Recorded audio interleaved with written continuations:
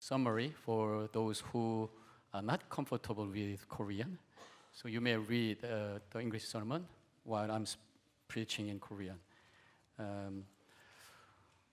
성경 오늘 봉독한 말씀을 보면은 영어 설교 없어요? 파워포인트 없어요? 오케이. 예수님께 경배하러 온 동방 박사와 목자들 얘기가 나옵니다. 그런데 질문이 하나 생겨요. 많은 사람들이 있는데 왜 예수님의 그 탄생의 소식이 이 목자와 또 동방 박사들에게만 알려졌냐라는 질문입니다. 이것을 통해서 우리가 함께 깨달아야 될 것은 어떻게 우리가 믿음 생활할 때에 하나님의 진리와 하나님의 그 큰 뜻을 깨달을 수 있는 삶을 살게 될 것이냐, 그런 말씀입니다. 그래서 세 가지에 대해서 함께 말씀을 나누기 원합니다. 첫 번째로는 진리의 말씀을 찾는 사람이에요. 뭔가 하나님의 진리를 찾고 하나님의 뜻을 찾는 사람에게 하나님께서 알려주셔요. 그런 사람이 하나님의 뜻을 알게 되고 그런 사람이 하나님의 은혜를 체험하게 됩니다. 지금 이 동방 박사는 동쪽에서 온 박사들이죠. 이 동쪽은 바벨론이라고 생각을 할 수가 있습니다. 여러 가지 의견이 많습니다만은 사람들은 지식인들입니다. 학자들입니다. 물론 별을 관측하는 그런 학자들입니다만은 그 사람들은 구약 성경을 잘 알고 있었어요. 왜냐하면 바벨론 포로 시간대에, 포로 때에 이스라엘 백성들이 포로로 잡혀 있을 때에 이스라엘 백성들이 알고 있었던 이 구약 성경을 그 지식인들도 알고 있었다는 거죠. 그래서 이 동방 박사들은 예수님에 대한 그 예언의 말씀을 이미 알고 있었어요. 성경을 깊이 연구했던 사람입니다. 동시에 하늘을 바라보면서 별을 연구하다가 유난히 큰 별을 발견하면서 유대의 메시아가 태어난 것을 알게 된 것이에요. 그 성사경고서에 나오는 비블리아라고 하는 그 저널에 이 동방 박사들이 본 별에 대한 연구가 나와 있습니다. 1906년에 유명한 천문학자였던 케플러라고 하는 학자가 주장을 했는데 BC 7년에 목성과 토성이 하나가 되어가지고 굉장히 유난하게 빛나는 별이 있었다라는 것입니다. 이 목성과 토성이 일치가 되는 것이 800년마다 한 번씩 오게 되는데 계산해 보니까 BC 7년이라는 거죠. 물론 우리가 알고 있는 것은 예수님께서 태어난 연도는 BC 4년으로 알고 있어요.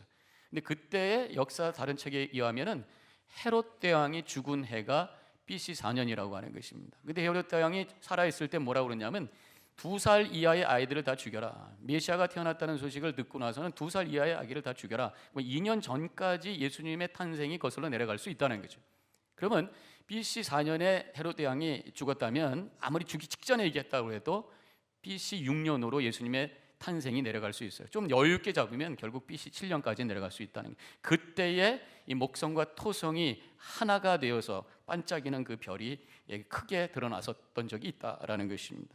그것을 통해서 이 학자들은 메시아가 오심을 알 수가 있었다라는 것이, 진리를 찾고 하나님의 뜻을 찾는 사람들에게 하나님의 비밀이 알려지게 된다는 것이죠.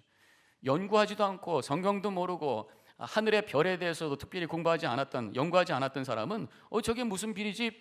유난하게 빛나네? 그렇게만 생각했을 거예요. 그러나 성경을 연구했고 별에 대해서 연구하고 거기서 뭔가를 찾는 사람들에게 하나님께서는 그것이 메시아가 오시는 표시다라고 하는 것을 알려주게 되었다고 하는 것입니다. 신앙생활도 마찬가지입니다. 가만히 있어서 알아지는 것이 아니에요. 우리가 찾으려고 해요. 찾을 때에 하나님께서 문을 두드리면 열어주시고 우리가 구할 때에 주시고 찾을 때 찾게 될 것이라고 말씀했던 것처럼 우리가 진리를 찾고 말씀을 공부하고 묵상할 때에 하나님의 진리가 깨달아지는 거예요. 별빛 하나를 통해서도 하나님의 구원의 원대한 뜻을 알게 됐던 것처럼 말씀 속의 한 단어를 통해서도 하나님의 놀라운 뜻을 깨닫게 되는 그 감격을 체험하게 된다는 것입니다. 두 번째로 겸손한 사람들에게 하나님의 뜻이 알려졌다라는 것이, 이 목자들 물론 낮고 천한 사람들입니다. 근데 이 동방 박사들, 그들은 높은 위치에 있는 사람들이었어요. 영어 성경에 보면은 어떤 성경에는 킹이라고 번역된 성경도 있다라는 것입니다. 헤롯을 만났습니다. 상당히 높은 지위에 있던 사람입니다. 그럼에도 불구하고 그는 냄새나는 말구 위에 누인 아기 예수님을 향해 경배한 거예요. 단순히 메시아가 났다라고 하는 어떤 표시를 보고 가서 확인하겠다라고 하는 마음만 가지고 온 것이 아니라 예수님을 worship, 예배하겠다고 하는 마음을 가지고 온 거예요. 그래서 예물을 미리미리 준비하고 와서 그 아기 예수님 냄새나는 곳에 계신 예수님 앞에 와서 엎드려 경배하며 예수님을 찬양했어요. 이러한 겸손한 자에게 하나님의 뜻을 깨닫도록 허락해 주셨다는 것입니다. 동방박사 세상의 힘과 권세가 있었지만 하나님 앞에 무릎을 꿇을 수 있는 진정한 겸손이 있었어요. 우리도 하나님께 겸손해야 됩니다. 겸손은 하나님의 은혜를 깨닫는 자리고, 겸손은 하나님의 뜻을 깨닫는 자리라고 하는 것입니다. 하나님의 권위를 인정하는 자. 그래서 이 예배라고 하는 것이 하나님을 높이고 하나님의 권위를 인정하고 나는 그 앞에 철저히 엎드려서 주님을 바라보는, 그때에 하나님의 뜻이 깨달아지고 은혜를 체험하게 되는 것입니다. 세 번째로는 신실한 자에게 하나님의 뜻이 알려졌다. 신실한 자에게. 목자들에게 한번 우리가 초점을 맞춰봅니다. 목자들은 물론 낮고 천한 사람들이, 정말 다른 사람들이 일하기 싫은 어려운 일을 하고 있었던 낮은 자리에 있었던 사람입니다. 동시에 그들은 신실한 사람이었다. 왜 신실한 사람이었는가? 그런 해석을 하는 그런 어떤 목사님의 제가 글을 읽었던 적이 있어요. 총회연합신학교 학생이었던 이석봉 목사님의 글에서 이 목자들에 대한 새로운 성경적인 접근을 보게 되었습니다.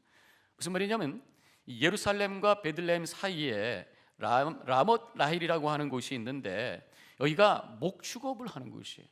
근데 왜 예루살렘과 베들레헴 사이에 목축업이 많았느냐? 물론 농사짓기가 불편한 그런 땅이기도 했습니다만은 예루살렘의 성전에서 제물을 항상 올려드렸어요. 특별히 4대 절기에 드린 그 양의 숫자만 해도 20만 마리라는 거예요. 엄청난 짐승으로 하나님께 제물로 바쳤어요. 그것을 물론 이 바치는 사람들이 집에서 끌고 올 수도 있지만 너무 머니까 대개 그 근처에서 삽니다. 그래서 예루살렘 근처에 목축업을 많이 했던 것이 그 제물을 공급하기 위한 것이, 그 지역에 있는 라못 라일이라고 하는 곳에 목축을 많이 하는데, 이것이 르헤미야 3장에 보면은 벳 하케임이라고 하는 데가 있어요. 벳 하케임이라고 하는 그 지역하고 동일 지역이다, 그렇게 학자들이 얘기합니다. 근데 그 베락게임이라고 하는 곳에, 베락레임이라고 하는 곳에 머물렀던 족속들이 레갑 족속인 거예요. 그러니까 레갑 족속이 결국은 목자들의 선조다라고 한다면 레갑 족속이 누군 줄을 알면 목자들이 누군 줄을 알게 된다, 그런 얘기입니다. 이 레갑 자손들은 거슬러 올라가면 역대기 2장에 겐 족속하고 연결이 된다는 거예요. 겐 족속은 누구냐면 미디안에 살고 있었던 이방인이었습니다. 바로 이 모세의 장인, 모세의 처갓집인 거예요. 미디안으로 도망가서 40년 있었잖아요. 이제 모세가 이 시내산에 왔을 때에 장인 이드로하고 그 다음에 처남 호밥이 사람들하고 같이 와요. 식구들하고 같이 옵니다. 그때 아마 이 겐족속 미디안 사람들이 같이 온 것 같아요. 그리고 집으로 돌아가는 것이 아니라 같이 광야 여행을 시작합니다. 즉 그들은 유대인으로 귀환을 한 거예요. 귀화한 거예요. 귀화된 유대인이라고 할 수 있습니다. 바로 그들의 후손이 레갑 족속이었다고 하는 것입니다. 그들은 유대인은 아니었지만 유대인과 함께 귀화해서 살기 때문에 어떻게 해서라도 유대인과 같이 살려고 했고, 어떻게 해서라도 하나님의 말씀에 신실하게 살려고 애썼던 사람이, 이스라엘 백성들이 타락하는 그러한 상황 속에 가나안 땅에 들어와 가지고 거기서 바알 신을 섬기고 농사를 짓고 도시를 만들면서 타락하는 그러한 상황 속에서도 이 레갑 족속은 정결하게 거룩하게 하나님의 뜻을 따라 살았던 사람들이. 그래가지고 예레미야 35장에 가면 재미난 얘기가 나옵니다. 예레미야 선지자가 이스라엘 백성들이 타락한 모습을 보면서 이거 안 되겠다 싶어가지고 뭔가 교훈을 줘야 되겠다 생각을 해서 레갑 족속을 불러요. 레갑 족속을 불러가지고 그들에게 포도주를 마시라, 그렇게 부탁을 합니다. 정말 포도주를 마시게 하려고 했던 것이 아니라 이스라엘 백성들에게 뭔가 메시지를 주기 위해서요. 그들이 정결하게 산다고 하는 것을 보여주기 위해서입니다. 그래서 이 예레미야 35장에 보면은 그때 이 레갑 족속이 감사합니다, 마시겠습니다 하지 않냐고, 우리는 안 마십니다. 우리 조상 요나답이 포도주를 마시지 말고 포도도 재배하지 말고 집도 짓지 말고 농사도 짓지 말고 장막에서 살라고 했습니다. 검소하게 목축업을 하면서 장막에 살면서 신실하게 살라고 했습니다. 그런 대답을 하고 있는 것을 보겠습니다. 즉 그들은 유목인이었다는 거예요. 레갑 족속은 농사를 짓는 사람들이 아니라 목축을 하는 유목민들, 진실하게 하나님의 말씀대로 거룩하게 살았던 그러한 사람들이, 바로 이 사람들의 후손이 바로 이 목자들이었다. 이 목자들은 비록 300년 후지만 여전히 목축업을 하면서 성실하게 검소하게 포도주를 마시지 않고 재배하지 않고 장막에 살면서 하나님의 뜻 가운데 신실하게 살고 있는 그들에게 바로 예수 그리스도의 소식이 전해졌다고 하는 것입니다. 그들은 하나님의 축복받은 사람들이 바벨론이 함락되는 그런 상황 속에서도 포로로 끌려가지 않고 남았던 사람입니다. 이 사람들이 바로 예루살렘 근처 벳 하케렘이라고 하는 곳에 남아서 목축을 했다라고 하는 것이죠. 이러한 순수한 사람들에게 바로 하나님의 귀한 뜻, 예수 그리스도가 메시아가 이 땅에 오신다라고 하는 이 엄청난 소식이 전해졌다고 하는 것입니다. 마태복음 5장에 보면은 마음이 청결한 자는 복이 있나니 그들이 하나님을 볼 것이라고 그랬어요. 정결하게 신실하게 꾸준히 주님을 섬기는 자에게 하나님께서 당신을 보여주신다고 하셨어요. 영의 눈이 뜨여질 것이라고 말씀하셨습니다.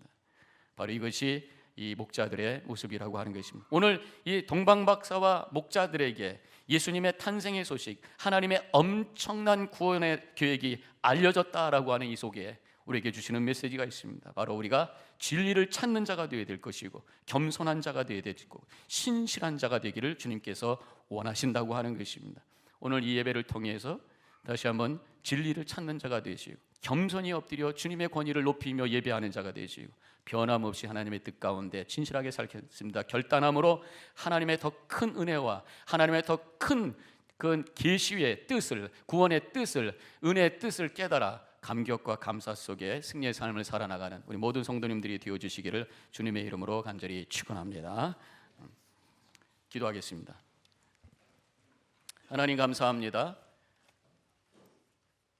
동방박사와 목자들, 하나님은 그들을 선택하셔서 어떤 자들에게 하나님의 복음의 소식과 은혜의 소식을 알려줄 수 있는지를 말씀해 주셨습니다.